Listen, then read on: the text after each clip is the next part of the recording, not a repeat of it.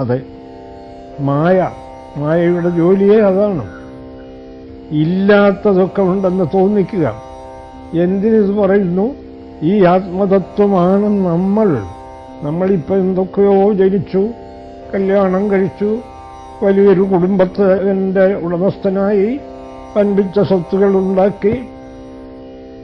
ഒരു ദിവസം കാലത്ത് നമ്മൾ കാണുന്നുണ്ട്, കിടക്കുന്നു, ജീവനില്ല. അപ്പോൾ എത്ര കെട്ടിടം കെട്ടി? കെട്ടിടമൊന്നും കെട്ടണ്ടെന്നൊന്നും ഇതിനർത്ഥമില്ല. ഈ പരമതത്വം അറിഞ്ഞുകൊണ്ട് കെട്ടിടം കെട്ടുക, കല്യാണം കഴിക്കുക, വേണമെങ്കിൽ ഒരു വിരോധമില്ല. വലിയൊരു കുടുംബത്തിൻ്റെ ഉടമസ്ഥനായി തീരട്ടെ, നമ്മുടെ ഗുരുവായൂരപ്പനെ പോലെ. എന്താ കുഴപ്പം? പക്ഷേ ഒന്നുമില്ല ഇവിടെ. ഒടുവിൽ എന്തുണ്ട് എന്നാലോചിച്ച് നോക്കുക. ഇല്ലാത്തതിൽ കയറി പറ്റിപ്പിടിക്കരുത്. എന്തു വേണോ ഗംഭീരമായി കർമ്മം ചെയ്തോളുക. പക്ഷെ മനസ്സുകൊണ്ട് ഇല്ലാത്ത ഒന്നിലും കയറി പറ്റിപ്പിടിക്കരുത്. പറ്റിപ്പിടിച്ചാലോ പരമദുഃഖം.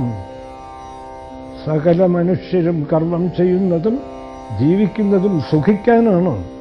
സത്യമറിഞ്ഞില്ലെങ്കിൽ ഒരു ചക്രവർത്തിയും കാര്യമായ സുഖത്തിൻ്റെ കണിക പോലും അനുഭവിക്കാൻ പോകുന്നില്ല.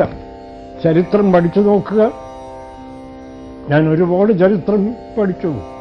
വലിയ വലിയ സാമ്രാജ്യങ്ങൾ കീഴടക്കാൻ ശ്രമിച്ചവർ, ഹിറ്റ്ലർ, മുസോളിനി, നെപ്പോളിയൻ, അലക്സാണ്ടർ, അങ്ങനെ പോകുന്നു. എന്താ അവരുടെയൊക്കെ കഥ? സാമ്രാജ്യം അങ്ങ് പിടിച്ചടങ്ങും. വെറും മായ ഇല്ലായ്മയിൽ കയറി ശക്തിയായി പറ്റിപ്പിടിച്ചു. അതിൻ്റെ ഫലമോ സ്വയം വെടിവെച്ച് മരിക്കുക, അല്ലെങ്കിൽ ആരെങ്കിലും പിടിച്ച് ജയിലിലിടുക. എന്താ ഇതിൻ്റെ കാര്യം? സത്യമറിയാതെ അവർ ഈ നിഴലിൻ്റെ പിന്നാലെ ഓടുന്ന ആർക്കും ഇതൊക്കെ തന്നെയാണ് അനുഭവം. അറിഞ്ഞുകൊണ്ട് ഓടുക. ഓടിയാൽ എന്താ ഗുണം? ഒരിടത്ത് വെച്ച് നിർത്താം, മതി, ഇനിയിപ്പോൾ ഓട്ടോ മതി.